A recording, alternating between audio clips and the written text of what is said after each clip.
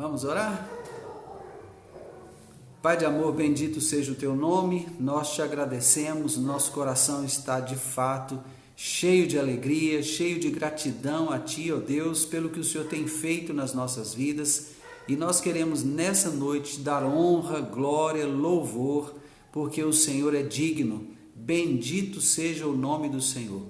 Pai, que a graça do Senhor seja sobre nós nessa noite mais uma vez, quando vamos compartilhar a tua palavra, o texto de Romanos capítulo 15. Ó Deus, no nome de Jesus, que o Senhor venha nos trazendo luz, clareza a respeito desse texto bíblico, nos ensinando, nos instruindo, nos guiando pela mão, mas sobretudo, Senhor, nos unindo aos pés de Jesus por meio desse tempo de compartilhar a tua palavra. Obrigado, Senhor, por esta igreja, como o nosso irmão Amilcar gosta de mencionar. Obrigado por essa igreja que tem se reunido nesses tempos de isolamento social por meio dessa rede social e tem se edificado, tem se fortalecido mutuamente, tem testemunhado do que o Senhor tem feito, tem visto a glória do Senhor. Muito obrigado, Senhor, por esse grupo existir. Obrigado porque o Senhor separou essas pessoas para estarem juntas. Obrigado, Senhor, porque essas pessoas estão aqui sem outro interesse, senão estar na tua presença, compartilhando da tua palavra, compartilhando necessidades de oração, sendo igreja, Senhor, sendo igreja. Obrigado por esse grupo, ó Deus, isento de qualquer placa, de qualquer motivo que não seja estar diante do Senhor. Muito obrigado, meu coração está cheio de gratidão ao Senhor por esses irmãos. Eu quero pedir ao Senhor nessa noite que o Senhor nos conduza mais uma vez, que a tua unção venha sobre nós, para nos ensinar para a glória do teu nome. Amém. Amém. Amém. Glória a Deus. Aleluia. Romanos capítulo 15. Então nós vamos fazer como sempre temos feito, vamos lendo o texto e vamos meditando naquilo que o Senhor vai trazendo para nós. Amém? Glória a Deus. Ora, nós que somos fortes, devemos suportar as debilidades dos fracos e não agradar-nos a nós mesmos. Eu já quero fazer uma pausa aqui. Amados, é muito tremendo assim como Paulo, ele sempre, ele se nivela com as pessoas com quem ele está lidando. Eu acho isso aqui maravilhoso. Nós não vemos o Paulo em algum momento se considerando melhor, nós não vemos o Paulo em algum momento tratando os outros como inferiores, como desqualificados, muito pelo contrário. O Paulo, sendo capaz como era uma pessoa que descia à fraqueza do seu semelhante, e lidava com o semelhante no nível do entendimento dele, no nível da dificuldade dele, no nível da debilidade dele. Paulo é um exemplo de pastor, é um exemplo de líder, é um exemplo de cristão, né? Porque independente de ser um pastor, um líder, seja lá qual a função que a pessoa tenha no corpo de Cristo, né? Independente disso, como servos de Deus, irmãos de Jesus, nós precisamos imitar Jesus. E nós vimos que Paulo entendeu isso, e é por isso que ele tem autoridade para dizer: sede meus imitadores, como também eu sou de Cristo. Não é? Tremendo. E aqui ele fala assim: nós que somos fortes. Sabe o que ele está fazendo aqui? Amém, Camila? Glória a Deus pela presença da Ana, o apoio dela aí com você. Que bênção, né? Que bênção, glória a Deus. O que ele está fazendo aqui? Paulo não está se nivelando por baixo, ele está nivelando os irmãos por cima. Ele está dizendo àqueles que se acham fracos que eles são fortes. Ele está dizendo para aqueles que porventura têm uma baixa autoestima, não é? Ele está falando assim: não, vocês são fortes, vocês são fortes. Eu acho isso aqui, amados, fantástico. Eu acho esse comportamento uma coisa assim extraordinária, extraordinária. Eu quero muito aprender a ter esse tipo de postura com Paulo, sabe? Aprender a considerar o outro superior. Ele aconselha isso né? Mas ele aconselha porque ele vive, ele pratica, né? Considerai o outro superior a vós mesmos. Isso aqui é lindo. E agora ele está falando aqui, nós que somos fortes. Então ele inclui todos os romanos que estavam ouvindo a carta que ele escreveu, né? E aí não importa se esse romano que estava ouvindo, né, era um servo de Deus forte, já maduro na palavra, se ele era muito articulado, um valente, ou se ele era débil na fé, não importa. Ele chama todos de fortes. E aí fala para esses fortes: suporte, dê suporte, sustente a debilidade dos fracos, sustente o fraco na sua fraqueza, carregue o fraco na sua dificuldade e não agrade a você mesmo. Gente, isso é tremendo. Isso aqui é vida cristã. Isso aqui é coisa para a gente andar, sabe, praticando em todo o tempo, né? Portanto, cada um de nós agrade ao próximo no que é bom para a edificação. Então também não é agradar em tudo, não é bajular, não é ser político, né? Mas é agradar naquilo que é bom para a edificação. Porque também Cristo não se agradou a si mesmo. Antes, como está escrito, as injúrias dos que te ultrajavam caíram sobre mim. Pois tudo quanto outrora foi escrito, para o nosso ensino foi escrito, a fim de que pela paciência e pela consolação das Escrituras tenhamos esperança. Ora, o Deus da paciência e da consolação vos conceda o mesmo sentir de uns para com os outros, segundo Cristo Jesus, para que concordemente e a uma voz glorifiqueis ao Deus e Pai de nosso Senhor Jesus Cristo. Olha, lindo, lindo, lindo, lindo. Que texto lindo, né? Tudo que foi escrito para o nosso ensino foi escrito. Ou seja, não despreze aquilo que você já leu. Não despreze as Escrituras, porque todo o conteúdo das Escrituras é para o nosso ensino. Não é para debates, não é para discussões, é para o nosso ensino. Tudo que foi escrito é para o nosso ensino. Para quê? Qual o propósito? É que pela paciência e consolação das Escrituras tenhamos esperança. Esperança. Ou seja, Deus não esteve esse tempo todo inspirando profetas, inspirando salmistas, né? Inspirando outros homens a escreverem textos bíblicos para condenação, né? Para juízo. Não, ele queria dar esperança. Ele queria dar esperança ao homem. Há uma esperança, há uma saída, há um refúgio em Deus, né? Então, tudo que foi escrito tem esse propósito, nos dar esperança. Ora, o Deus da paciência e da consolação vos conceda o mesmo sentir de uns para com os outros, segundo Cristo Jesus, para que concordemente e a uma voz glorifiqueis ao Deus e Pai de nosso Senhor Jesus Cristo. Então, amados, quando há unidade, onde há unidade, né, no meio do povo de Deus, então ali o nome do Senhor é glorificado. E isso acontece de várias formas. Leonildo, boa noite, Deus te abençoe, seja bem-vindo, querido. Estamos meditando em Romanos capítulo 15, estamos agora no versículo 6, 5 e 6, tá bom? Você é bem-vindo, Deus te abençoe. Então veja, quando há unidade, a manifestação da unidade da igreja, né? Ela traz glória ao nome de Deus, o nosso Pai, e ao nome do Senhor Jesus Cristo. Então entenda a importância de andarmos em unidade, não é?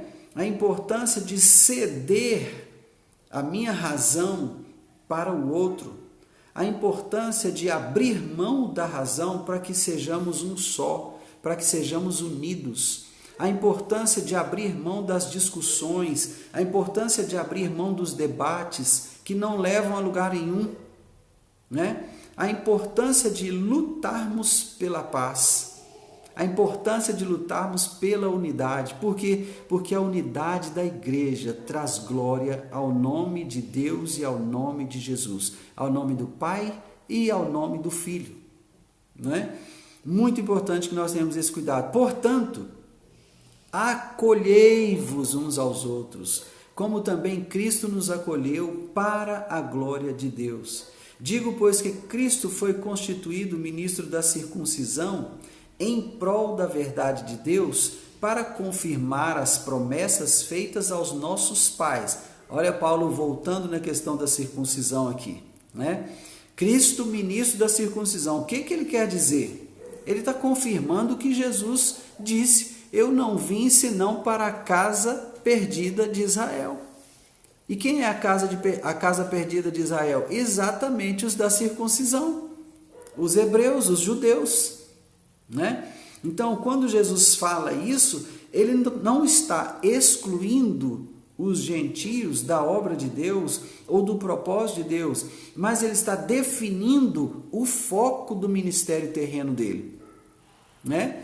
Entenda, o foco do ministério terreno de Cristo estava na casa perdida de Israel. Por quê? A graça precisava confrontar a lei, para expor a fraqueza da lei.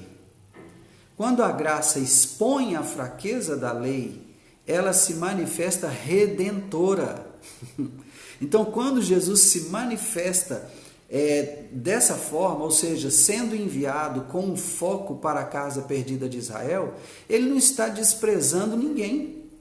Ele não está desprezando os gentios, como algumas pessoas querem acreditar, né? Que Jesus estivesse fazendo acepção de pessoas, que ele escolheu Israel, que ele só pregou para os judeus, não é? Não, Jesus não fez acepção de pessoas, ele manteve foco. Queridos, 3 anos e meio é um tempo muito curto para realizar tudo o que Jesus precisava realizar. E ele precisava percorrer todo o território de Israel, como ele de fato fez. Né? O foco dele era Israel. Como nós olharmos assim comparativamente, Jonas indo a Nínive. O foco de Jonas era Nínive. Então nós não vamos ver Jonas visitando nenhuma outra cidade. Nós não vamos ver Jonas fazendo nenhuma outra coisa em favor de nenhuma outra pessoa ou povo. Jonas trabalhou com foco mantido em Nínive. Não é? E o que Jonas vai fazer? Jonas vai confrontar o pecado de Nínive. Né? E ele vai dizer, mais 40 dias e Deus vai subverter essa cidade. O que isso vai provocar nos ninivitas? Eles vão se arrepender, vão jejuar, se vestir de pano de saco e cinza. E então Deus diz, acabou, não vou destruir a cidade mais, acabou. Eles entenderam. O que não aconteceu com 100% dos judeus. Provavelmente não aconteceu com 100% dos ninivitas. Provavelmente entre os ninivitas houve algumas pessoas que simplesmente falaram assim, eu vou obedecer porque o rei está mandando, mas eu não acredito em nada disso aí, não, isso é bobagem, isso é besteira. Né? E aí no fim das contas, quando não acontece a destruição de Nínive, esses mesmos talvez tenham dito, falei que não ia acontecer nada, aí não aconteceu nada. Né? Talvez, aqueles que condenaram a Jesus, né, por não crerem que ele é o Messias, tenham tido essa mesma impressão. Por quê? Porque o judeu espera um Messias que seja político, que seja um governante, um rei, né? E esse Messias vai tirá-los desse novo tempo de Egito, de escravidão, né? De submissão que eles têm que viver. Então, provavelmente, quando Jesus vem e não realiza essa obra política, né? Essa obra administrativa, digamos assim, ele não estabelece um reino terreno, então aqueles que estudavam as profecias, mas ficavam apenas na letra, disseram, não é esse, porque quando o Messias vier, haverá paz sem fim. Quando o Messias vier, ele vai nos libertar de toda essa opressão que nós estamos sentindo. Mas ficaram na letra, não entenderam a substância, não entenderam que na terra nós somos peregrinos, passageiros. Por conta disso, a falta desse entendimento, né, vai trazer contra eles, né, essa confrontação, graça confrontando lei. Então, aqui Paulo está apenas definindo qual foi o foco do ministério terreno de Jesus. Amém, irmãos? Espero que você esteja compreendendo, não quero ser prolixo, né? Eu espero que você esteja compreendendo aqui, tá? Bom, ele foi constituído ministro da circuncisão em prol da verdade de Deus para confirmar as promessas feitas aos patriarcas, né?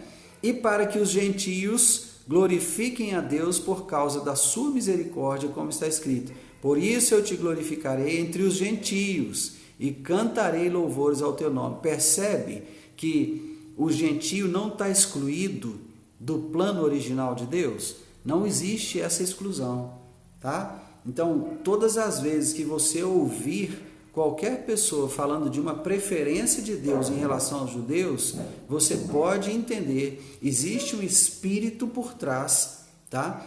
Manipulando o entendimento desse conteúdo bíblico para gerar nas pessoas um sentimento chamado antissemitismo ou ódio aos judeus, ok? Então, cuidado quando você ouvir sobre isso, porque não é isso. Nós vamos abençoar Israel, nós vamos abençoar o povo judeu, porque está decretado a Abraão: abençoarei os que te abençoarem e amaldiçoarei os que te amaldiçoarem. Então, precisamos ter esse cuidado.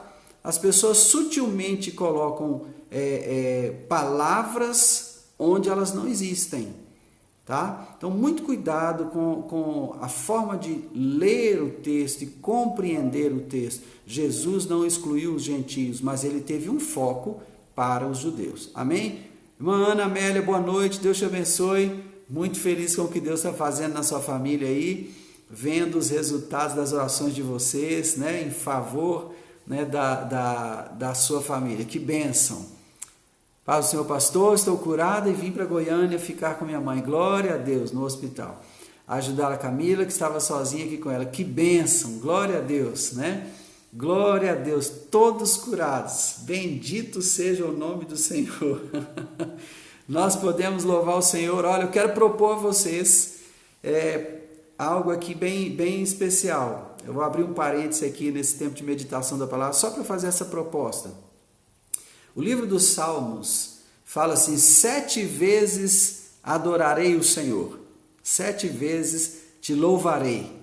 Eu queria propor a vocês que vocês, entre vocês, família mesmo, né, irmãos, né, todos aqueles que amam o Senhor, vocês fizessem agora um tempo de gratidão a Deus, sabe? E eu queria propor que vocês, durante alguns dias, e aí eu não vou falar número, porque senão fica uma coisa muito mística, né? Os próximos 7 dias, os próximos 14 dias, que é 2 vezes 7, os próximos 21 dias, que é 3 vezes 7. Não, definam isso entre vocês, mas façam como o salmista. Cada vez ou a cada dia, se vocês definirem aí, por exemplo, uma semana, todos os dias da semana, vocês vão colocar um despertador no telefone celular de vocês, né? E aí naquele horário vocês vão louvar o Senhor por tudo que Ele fez e ainda está fazendo na vida de vocês. Amém? 7 vezes no dia louvarei o Senhor. Está no livro dos Salmos, depois eu posso pesquisar o versículo direitinho para passar para vocês. Mas é só uma sugestão, também não é uma ordem. Eu acho que cabe agora um tempo de gratidão que seja proporcional ao milagre que Deus está fazendo na vida de vocês, né? Amém? Glória a Deus, sabia que você ia aceitar. Eu sabia. Deus abençoe vocês nesse tempo de gratidão, viu? E se quiserem nos participar aqui, nós já estaremos orando por vocês hoje como família, né? Já agradecendo a Deus pelo que Ele está fazendo, viu? Estamos muito felizes, glória a Deus. Amém? Aleluia. Então, voltando aqui para o texto, versículo 9, encerra assim: por isso eu te glorificarei entre os gentios e cantarei louvores ao teu nome. E também diz: alegrai-vos, ó gentios, como seu povo. Então aqui agora o texto está dizendo que os gentios também são povo de Deus, não é? Não há preconceito, não há acepção de pessoas, não há antissemitismo nesse comportamento aqui. Amém, queridos? Glória a Deus. Versículo 11 então vai dizer: e ainda, louvai ao Senhor, vós todos os gentios, e todos os povos o louvem. Também Isaías diz, esse texto aqui, que Paulo está citando, está lá no Salmo 117, versículo 1. Agora ele vai citar Isaías, né? E ele vai citar aqui agora, deixa eu ver aqui, Isaías 11, 10. Isaías diz: haverá a raiz de Jessé, aquele que se levanta para governar os gentios, nele os gentios esperarão. Quem é a raiz de Jessé, que levanta para governar os gentios? É Jesus. Ele é da raiz de Jessé, né? Ele é o filho de Davi, né? Por quem aquele cego clamou na porta da cidade: Jesus, filho de Davi, tem compaixão de mim. Está lembrado? Né? Então, nele os gentios esperarão.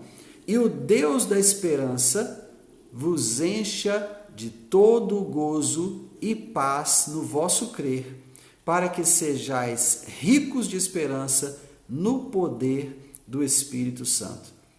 O Deus de paz, aliás, o Deus da esperança, vos encha de todo gozo e paz no vosso crer. Eu falei crescer, perdão.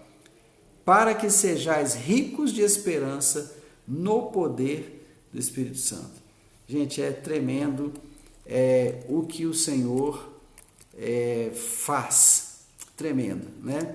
Então, vamos crer. O Deus de paz, ou o Deus da esperança, nos encherá de todo gozo e paz na nossa fé, no nosso modo de crer, para que sejamos ricos de esperança no poder do Espírito Santo. Minha filha está aí assistindo essa live agora, ela está dando boa noite para a Joana aí. It's Jessie Y, é a minha filha Jéssica. E esse final de semana, nós estávamos conversando, eu estava conversando com ela, e eu estava dizendo para ela assim: minha filha, eu estou me sentindo rico. Ela falou assim comigo: pai, eu estou sentindo assim que eu estou transbordando de alegria, eu estou muito alegre, está uma sensação gostosa, eu não sei o que é, mas está essa sensação gostosa. Eu falei: pô, interessante, minha filha, eu estou me sentindo rico, sabe? E de fato, irmãos, eu estou me sentindo rico. Eu não sou uma pessoa de posses, não, né? Eu não sou uma pessoa de muitas posses. Quem me conhece sabe, eu não sou essa pessoa, eu não sou esse rico, vamos dizer assim, financeiramente falando. Mas, irmãos, eu tenho sido muito enriquecido pela palavra de Deus. Eu tenho sido muito enriquecido com a comunhão dos irmãos. Eu tenho sido muito enriquecido com a oportunidade de compartilhar a palavra. Porque, olha, eu aprendi o seguinte: o que você aprende ouvindo tem um percentual muito baixo. O que você aprende lendo ainda tem um percentual muito baixo. O que você aprende lendo e ouvindo melhora um pouco esse percentual. Se você coloca em discussão, então você lê, ouve e coloca em discussão, o percentual de aprendizado aumenta. Mas quando você compartilha o seu aprendizado com outras pessoas, você pode chegar a 95% de aprendizado, de assimilação. Isso é fantástico, irmãos. Então essa comunhão com os irmãos tem me enriquecido muita coisa. Pastor Rubens, boa noite, Deus te abençoe, seja bem-vindo, querido. Prazer ter você conosco aqui, viu? Então, é muito gostoso esse tempo. Como isso nos enriquece, irmãos? Se a igreja entendesse a importância da comunhão, né? O que o salmista diz no Salmo 133, ó, quão bom e quão suave é que os irmãos vivam em união. É como o óleo precioso que desce sobre a barba de Arão e tal. E ali ele fala assim: ali o Senhor ordena a vida e a bênção para sempre. Ali onde a unidade do corpo se manifesta. Então, eu tenho me sentido enriquecido, sabe? Então, o que o Paulo está falando aqui: sejais ricos de esperança no poder do Espírito Santo. Esperança no poder do Espírito Santo. sabe? O Deus da esperança vos encha de todo gozo e paz no vosso crer, para que sejais ricos de esperança no poder do Espírito Santo. É exatamente o que a Jéssica estava falando. Eu estou transbordando de alegria, pai. Eu não sei o que é, mas eu estou assim. E eu falei, minha filha, eu estou assim, me sentindo um ricaço. Eu não sei como é que rico se sente. Não sei como o rico se sente, né? Aqui, ó, irmão amigo, que eu estou colocando o texto aqui. 7 vezes no dia louvarei o Senhor. Salmo 119, 164. É isso mesmo. Obrigado, irmão Amilcar. Deus abençoe sua vida. Então, irmã Ana, Amélia, Camila, peguem esse texto aí para vocês, para servir de base, né, para esse tempo de gratidão que vocês darão ao Senhor, tá bom? Isso mesmo, Maria Lúcia, é um compromisso assumido, né? E é interessante isso, porque não existe da parte de um homem, né, uma ordem dizendo, olha, vocês têm que estar nesse horário, parados nas suas casas, com o telefone aí, acessando o Instagram. Não, isso é o Espírito Santo que está nos reunindo. Eu percebo isso, existe uma alegria no coração de cada um, existe uma fome por Deus, e Deus não nos deixa famintos, irmãos. Ele vai saciar a nossa fome. A palavra de Deus diz, bendito aquele que tem fome de sede e sede de justiça, porque eles serão saciados. Em que outro lugar nós vamos encontrar justiça, se não na palavra de Deus, né? Então, esse momento é muito precioso, né? É compromisso de todos os dias, né? E para mim é algo assim, não pode de jeito nenhum quebrar esse compromisso, né? Então eu espero que a gente tenha muita graça de Deus para nos encontrarmos aqui fielmente, né? no nosso tempo aqui, mas a graça do Senhor virá, eu creio nisso, amém? Versículo 14, certo estou, meus irmãos, sim, eu mesmo, a vosso respeito, de que estáis possuídos de bondade, cheios de todo o conhecimento, aptos para vos admoestardes uns aos outros. Olha como Paulo joga esse povo para cima, irmãos. Isso aqui, ó, isso é exortação, né? Eu tenho certeza a respeito de vocês que a bondade é tão grande que ela já possui vocês. Não é que vocês têm um coração bondoso, não. Vocês são possuídos de bondade, é isso que ele está falando aqui. São cheios de todo o conhecimento, ao ponto de vocês terem a capacidade de corrigir um ao outro, né? E não só corrigir um ao outro, mas receber a correção do outro. Irmão, isso aqui é muita humildade, sabe? Você admitir para outra pessoa que em algum momento, alguma circunstância, você cometeu uma falha, e o irmão que está do seu lado, ele tem não só o direito, mas a obrigação de te corrigir. E você aceita a correção, né? Exatamente, algo natural, espontâneo, que mostra o sobrenatural de Deus, Adriana, é isso mesmo, né? Não é à toa que ele bate a porta, é gentil, exatamente, né? Essa comunhão aqui é fantástica mesmo, fantástica, né? Graças a Deus, mas vamos lá. Entretanto, vos escrevi em parte mais ousadamente, como para vos trazer isto de novo à memória, por causa da graça que me foi outorgada por Deus. Bom, a outorga é algo que uma pessoa concede a outra, né?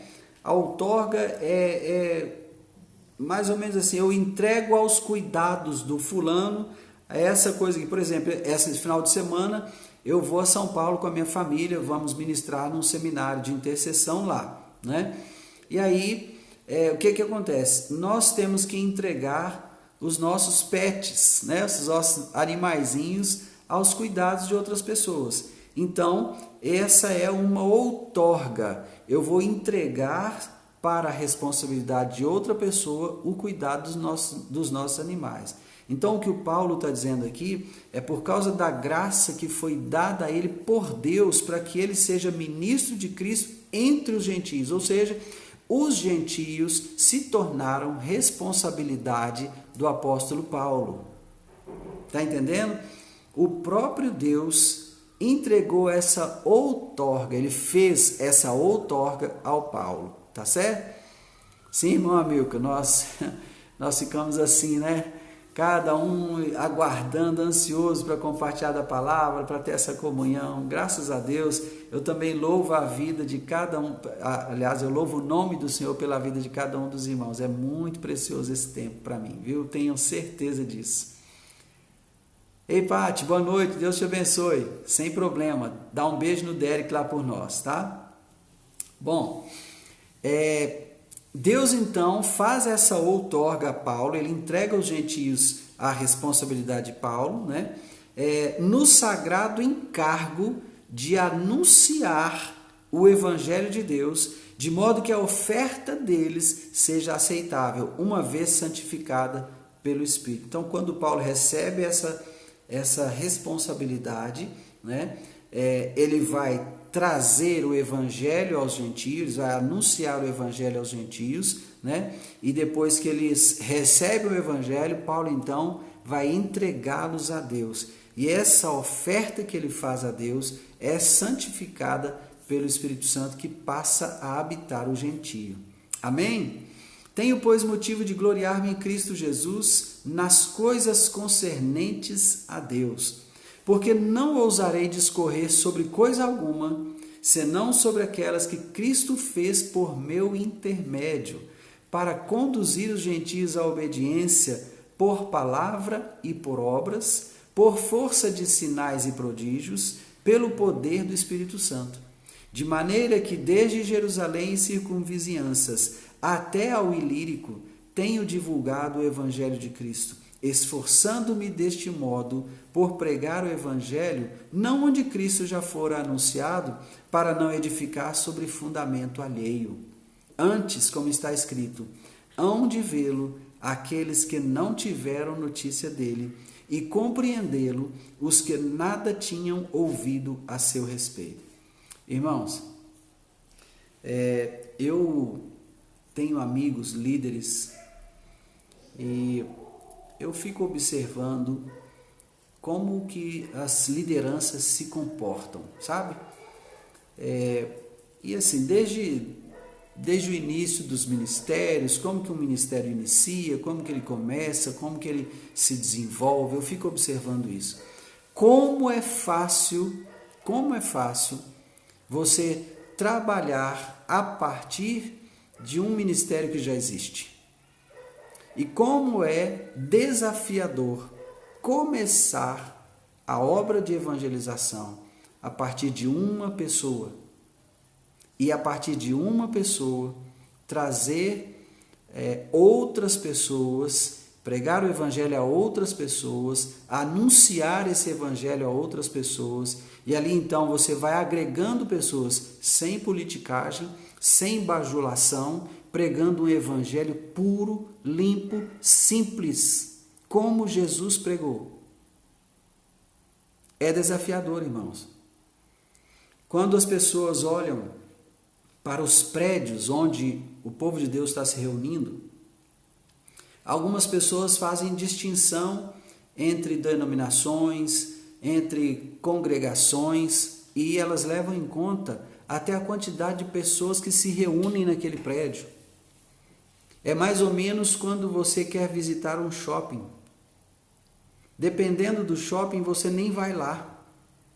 Você escolhe o shopping pela popularidade, pela beleza do shopping, das lojas, a forma como as lojas estão dispostas, os produtos que aquele shopping oferece, se a praça de alimentação tem determinadas franquias que você gostaria de frequentar, qual o tipo de cinema tem naquele shopping, qual o tipo de tela que você vai assistir, como é a sala, sabe?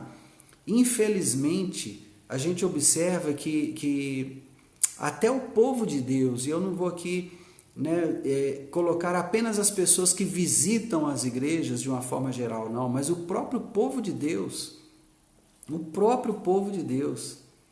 faz uma escolha como se estivesse indo a um shopping, sabe? Faz uma escolha para saber qual é a oferta que está em destaque agora, para saber se eu vou querer consumir aquela oferta ou não, né? Mas o Paulo se propôs a pregar onde o evangelho não fora anunciado, onde ninguém pregou antes, para que ele não tivesse que edificar em cima de fundamento alheio. Eu estava falando sobre líderes, né, que preferem dar continuidade ao ministério de outras pessoas, porque ali está tudo pronto, está fácil, né? Exatamente relação de cliente, né? Então, infelizmente, isso é uma tristeza, irmãos, sabe? Faz 15 anos que eu deixei de pastorear a última igreja que eu pastoreei, e que foi também a primeira. Faz 15 anos, e desde esse tempo eu venho desenvolvendo um ministério itinerante. Deus tem me dado essa direção e eu tenho trabalhado assim. A partir de um tempo depois que eu iniciei o ministério itinerante, eu comecei a cuidar de umas poucas pessoas que faziam muita questão de caminhar comigo, seja por conta do testemunho, seja por conta da afinidade, não importa, pessoas que querem até hoje caminham comigo. Irmãos, por conta do ministério itinerante, eu não investi nessa comunidade, essa pequena comunidade, que é pequena mesmo, ela cabe na minha sala, na sala do meu apartamento, né?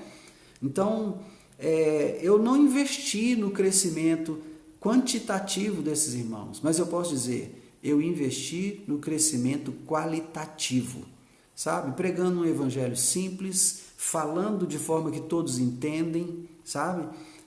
E sem corromper a mensagem do evangelho. E, irmãos, eu sempre falo com estes irmãos aqui, sempre, eu quero me apresentar diante do Senhor Jesus e dizer para ele: Senhor, esses aqui foram os que o Senhor me confiou, estão todos aqui comigo, todos eles, nenhum se perdeu, sabe? Então eu gostaria muito de apresentar diante do Senhor todos aqueles que Ele me confiou, com essa alegria. Pode ser que nós ainda vamos crescer também quantitativamente, pode ser, porque o ministério itinerante também está mudando, né? Hoje, especialmente agora, nessa questão do isolamento social, como fazer um ministério itinerante, né? A igreja não está podendo se reunir, então o ministério está acontecendo nas redes sociais. Tremendo isso, né?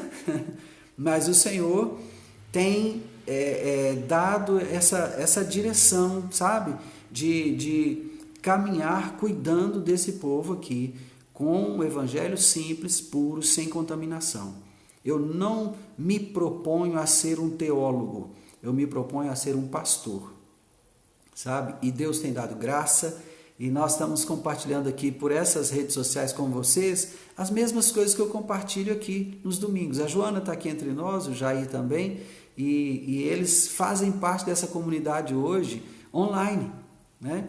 Eles assistem a nossas reuniões no domingo online, do mesmo jeito que as redes sociais funcionam, porque a gente não pode se encontrar, né? Todos somos do grupo de risco, a Joana, o Jair e eu, né? Somos do grupo de risco, então não dá para a gente se encontrar nas nossas casas, sob risco de contaminação, entende?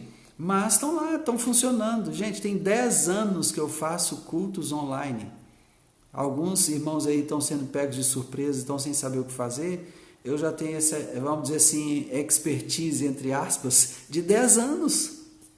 10 anos, né? Então, glória a Deus, sabe, irmãos? Porque Deus tem uma forma de lidar com cada um. E Paulo tem essa proposta. Não, quem tem de ver Jesus é aqueles que não tiveram notícia dele ainda. Então, eu sou essa pessoa para chegar lá. Eu vou levar compreensão para aqueles que não tinham ouvido nada a respeito de Jesus. Meu chamado é esse é o foco do meu ministério, né? E isso tem sido o esforço dele aqui agora, né, de expor isso. Versículo 22 fala: essa foi a razão, porque também muitas vezes me senti impedido de visitar-vos. Mas agora, não tendo já campo de atividade nestas regiões e desejando há muito visitar-vos, penso em fazê-lo quando em viagem, para a Espanha, pois espero que de passagem estarei convosco e que para lá seja por vós encaminhado, depois de haver primeiro desfrutado um pouco da vossa companhia. Olha que coisa linda! Que conversa pastoral gostosa essa do Paulo com a igreja de Roma, né? Eu fui impedido de estar com vocês porque a minha prioridade era pregar para quem nunca ouviu de Cristo. Agora, não tem mais um lugar por onde eu possa passar e levar esse evangelho. Então, toda essa região que eu conheço já foi alcançada pelo evangelho. Então, agora eu vou para a Espanha. E indo para a Espanha, eu quero passar por Roma, para que os irmãos me abençoem e me enviem. Paulo não era independente, irmãos. Ele não era independente como muitas pessoas gostam de pensar. Paulo era ligado no corpo de Cristo, ele era ligado na igreja. Ele não fez um ministério independente da igreja, não. Não era o Paulo andando sozinho, não. O Paulo sempre tinha alguém com ele. Ele teve João Marcos, ele teve Barnabé, ele teve Silas, né? Sempre tinha gente com ele estava sempre cercado de irmãos. E ele não saía de uma cidade para outra confiando nele mesmo, não. Ele saía sempre enviado pela igreja. É a igreja que envia o missionário. Não existe missionário que se envie para o campo. Não, eu vou ser missionário em tal lugar assim, sai e vai. Não existe isso. É a igreja que envia, e Paulo tinha essa convicção, e ele não deixava de honrar a igreja, de estar entre os irmãos. Então ele está aqui também desejando estar um pouco na companhia dos romanos, né? Versículo 25. Mas agora estou de partida para Jerusalém a serviço dos santos, porque aprouve a Macedônia e a Acaia levantar uma coleta em benefício dos pobres dentre os santos que vivem em Jerusalém. Isto lhes pareceu bem, e mesmo lhes são devedores, porque se os gentios têm sido participantes dos valores espirituais dos judeus, devem também servi-los com bens materiais. Olha aí. Então, um ensino aqui para nós.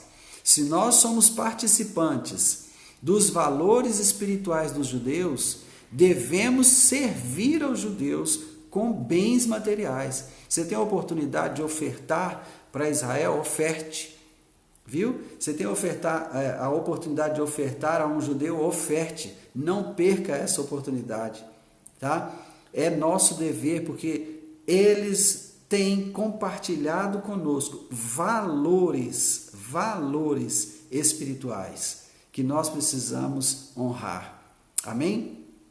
28. Tendo, pois, concluído isto e havendo-lhes consignado este fruto, passando por vós irei à Espanha, e bem sei que ao visitar-vos irei na plenitude da bênção de Cristo. Olha que bênção, né? Ele recebe ofertas que os irmãos vão fazer, duas igrejas, né? Estão fazendo uma oferta para levar aos servos de Deus que estão vivendo uma necessidade e vivem em Jerusalém.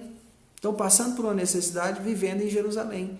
Então a igreja se movimenta, isso é que é a obra maravilhosa da igreja. A igreja se movimenta para que no meio do corpo nada falte a ninguém. Nada falte a ninguém. Sabe uma das coisas que o governo atual me chama a atenção? O nosso presidente, ele estabeleceu uma frase, que é uma frase de efeito, né, que tem me chamado muita atenção. Ninguém fica para trás. Sabe? Me chama muita atenção. Porque essa postura é cristã. Sabe? Essa postura é cristã, é postura bíblica. Né? Então, o que Paulo está dizendo aqui é que em Jerusalém havia necessitados, essas duas igrejas então fazem essa coleta de ofertas, eles recolhem essas ofertas e Paulo vai ser o portador. Então ele está indo para Jerusalém para fazer a entrega dessa oferta e depois ele vai para a Espanha. Ok? Rogo-vos, pois, irmãos, versículo 30, rogo-vos, pois, irmãos, por nosso Senhor Jesus Cristo, e também pelo amor do Espírito, que luteis juntamente comigo nas orações a Deus a meu favor, para que eu me veja livre dos rebeldes que vivem na Judéia, e que este meu serviço em Jerusalém seja bem aceito pelos santos, a fim de que, ao visitar-vos pela vontade de Deus, chegue à vossa presença com alegria e possa recrear-me convosco, e o Deus da paz seja com todos vós. Amém. Aleluia. ele então pede oração em favor da vida dele, né? Então Paulo, desde o começo deste capítulo aqui, ele está se revelando um homem humilde, um homem dependente de Deus, um homem conectado à igreja, um homem que vive para servir onde o evangelho não foi pregado, foco nos gentios e a serviço dos santos, o tempo todo, né? Então, dependência, ou melhor, interdependência, ele dependendo da igreja, a igreja dependendo dele também. Isso é maravilhoso, né? É essa conexão que cada membro tem ao corpo. Todos nós estamos conectados ao corpo, todos nós abençoamos ao corpo de alguma forma. Por isso que quando um chora, todos choram com ele. Quando dói em um, dói em todos, né? Deve ser essa a nossa postura. Amém? E aí agora ele está aqui pedindo, orem por mim, porque eu estou indo servir os irmãos, mas pode ser que eu chegue lá com esse serviço e eles ainda vão me rejeitar, não vão querer. Então, por favor, orem para que tudo corra bem, que eles recebam esse serviço e ao receberem esse serviço, eles alegrem meu coração e eu possa chegar diante de vocês com alegria no coração, não é? E não com tristeza. E assim nós vamos deleitar desse tempo juntos, né?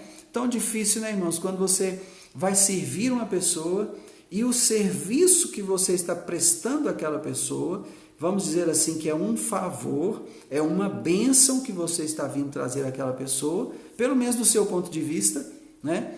E ela recusa. Eu já passei experiências interessantes, porque houve um tempo em que eu servia alimento para os necessitados moradores de rua em Belo Horizonte, né? Marcos, seja bem-vindo, querido, Deus te abençoe.